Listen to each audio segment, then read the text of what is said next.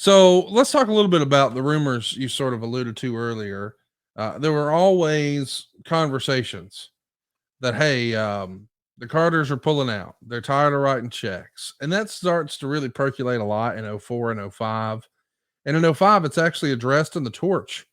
Wade would write this: Dixie Carter addressed the staff and crew of wrestlers before lockdown on Sunday. She said the rumors of TNA going out of business soon are incorrect. She said they have committed to this big project and they're sticking with it. Without being overly specific, she said they've had some big announcements coming up soon. She did announce that they would be airing on Eurosport in more than a dozen European countries. Quote, "We want what she said to be true," said one TNA wrestler. "Everyone wants this place to work."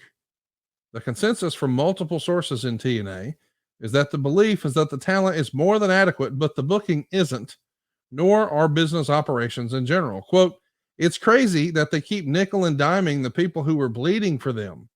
Meanwhile, they don't even have a decent cable slot yet or their DVDs in stores. Management can't keep asking everyone to sacrifice if they don't seem to be running the business side smartly." So there's some criticism to some of the boys to Wade, but you were hearing or feeling some of this without it being just outright said. And then you said eventually they did outright say it. How close was TNA to having the Carters pull the plug on it in '04 and '05?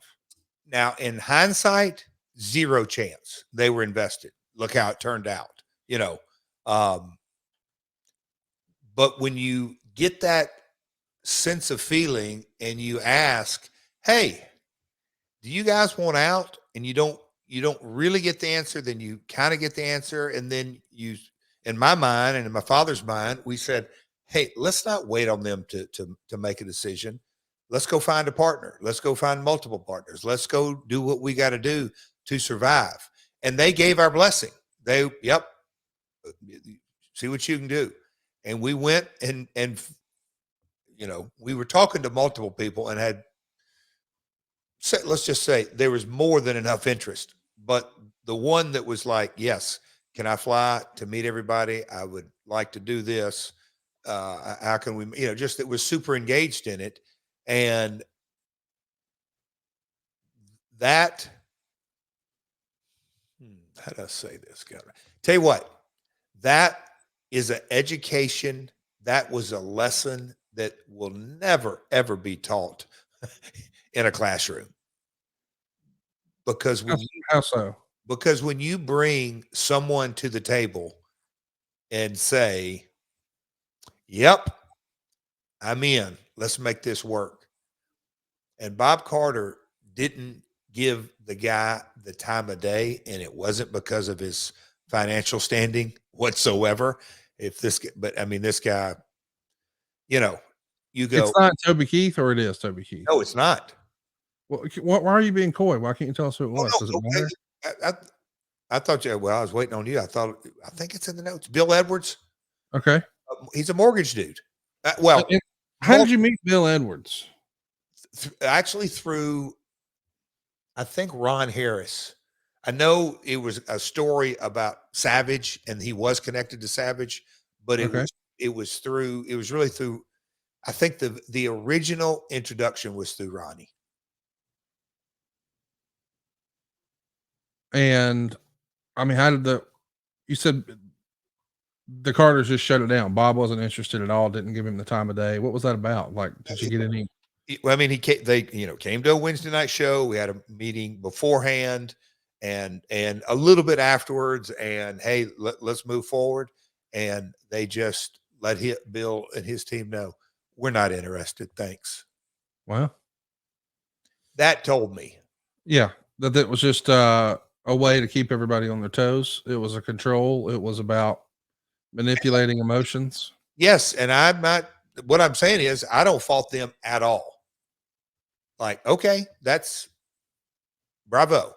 But I understood that's the reality of the situation. That Wait, what do you mean you don't fault them at all? Bravo. You mean in terms of just keeping everybody aware that, this could end and we got to step our game up and all that? Well, yeah. I mean, if they so choose, they could have run it in the ground. Yeah.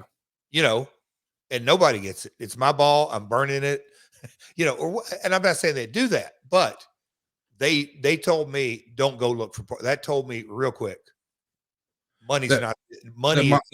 we protest too much. Yeah. The money wasn't the issue. Well, I'm curious on the dust. Remember, back to goal. I'm sorry to loop it in. Back to goal alignment. I learned, as I just kind of had my eyes open, it was never about the finances. Listen, you've said that at the start of the show, and I know we've talked about that briefly before. And you have told me in real life, when we first started working together, that almost every struggle that was created in business or personal or romantic or any relationship could have been solved with better communication. Yes. And so we want to have an effort in our business venture here to over communicate, if there's such a thing, rather than just making assumptions and trying not to bother the other person. And maybe that's why we talk every day.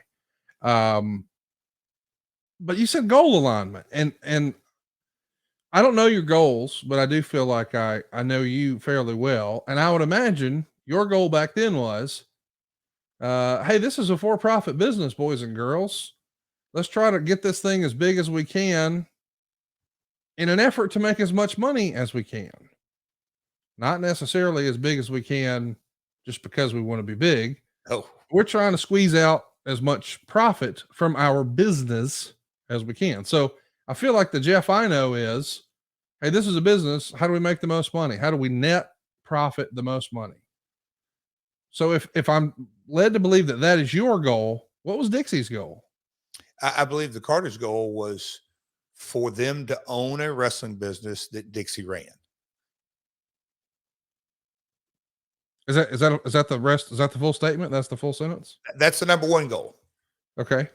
What? And I hope that didn't come out harsh, but that's my belief. You wanted to do whatever it took to bring as much money to your household as possible. Fair to say? Profit. Yes. Yeah, and to be clear, I mean, if we're going to be selfish for a minute, I like to say that every now and again. Let me be selfish here. Okay.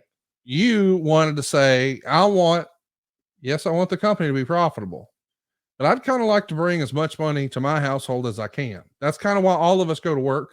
I know some of us are listening to that, and people hear that and say, "Oh, so he just does this for the money." Why are you getting up at 7:00 and going to work, Skippy? Like, we're all trying to make as much money as we can. Yes. And if the boss came around and said, hey, who'd like a raise? I reckon your hand would go up. I mean, everybody wants to make more money. So I get that.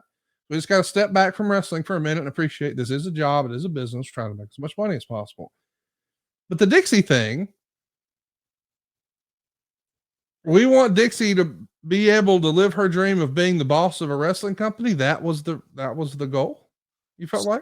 So, and it's funny that we kind of joked around at the top of this episode. In 2002, Conrad, I made the conscious decision to follow in the family's footsteps and become a third generation promoter, which meant my in-ring time was going to be coming to an end sooner rather than later. Because if you're running a company, now look, I'd watched in the Attitude Era, Vince McMahon, the billionaire, own it, but he did one-offs and he's specials, but he damn sure wasn't out making every live event, no. All that. So that was my goal to what you just said.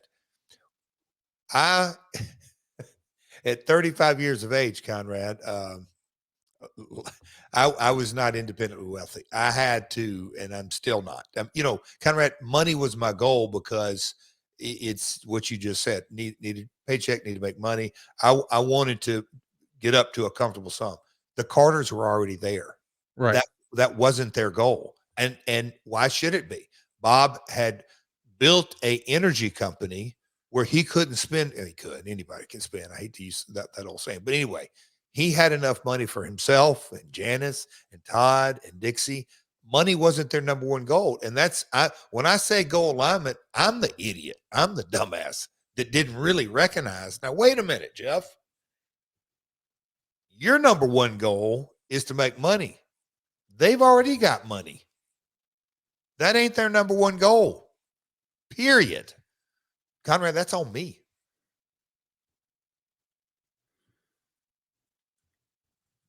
Is it, I know that we don't talk about current stuff, but I think sometimes when people are really, really critical of AEW, they try to contextualize some of the decisions that are made from a financial perspective as if this was a regular territory with the Crockett's or the Grahams or Georgia or Portland or even early Vince McMahon.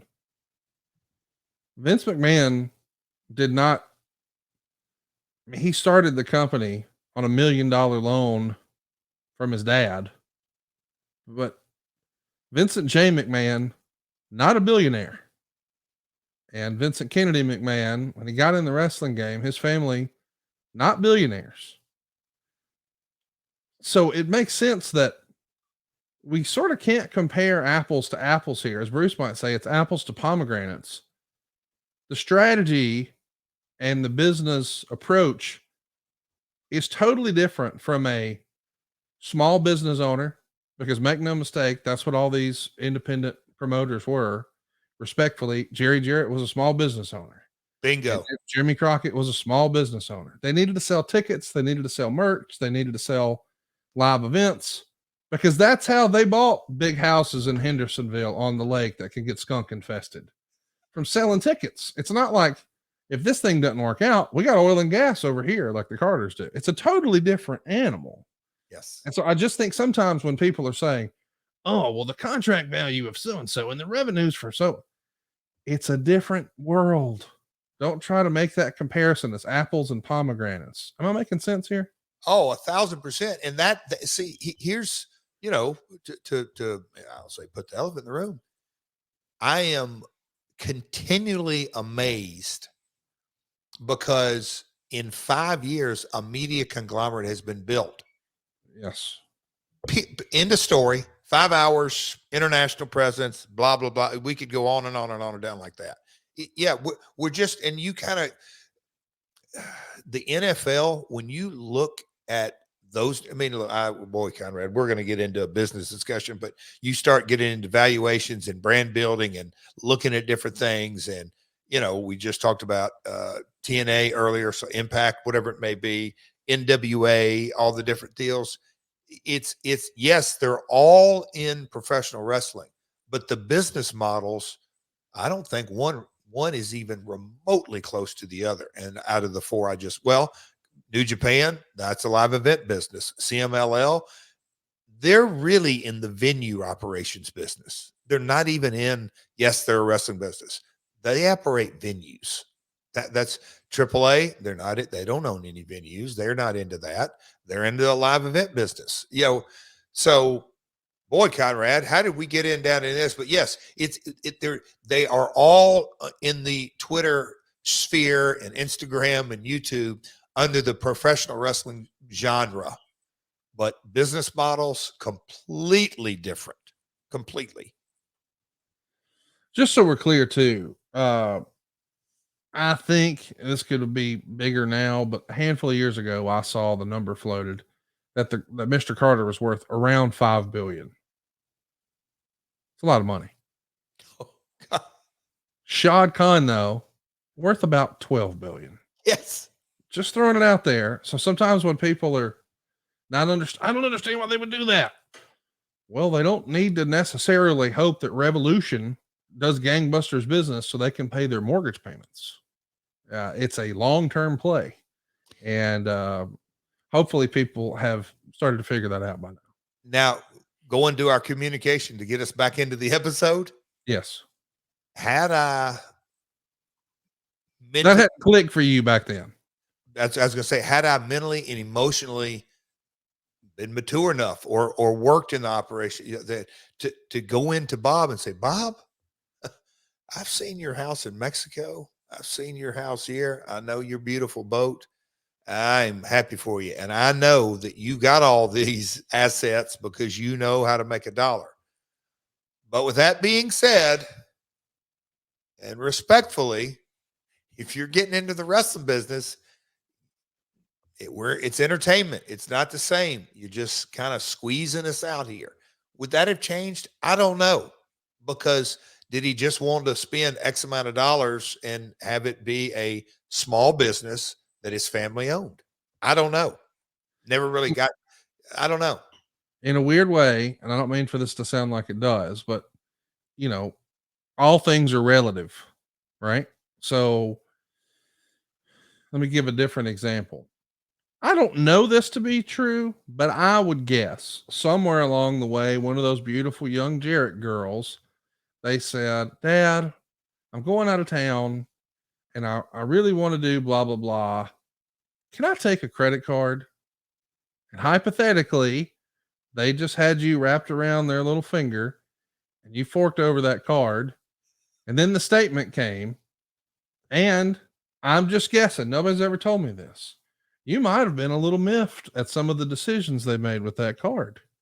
And you might have said, now, girls, I don't mind that you use this card, but darn it, next time, you better not do this, this, and that with it.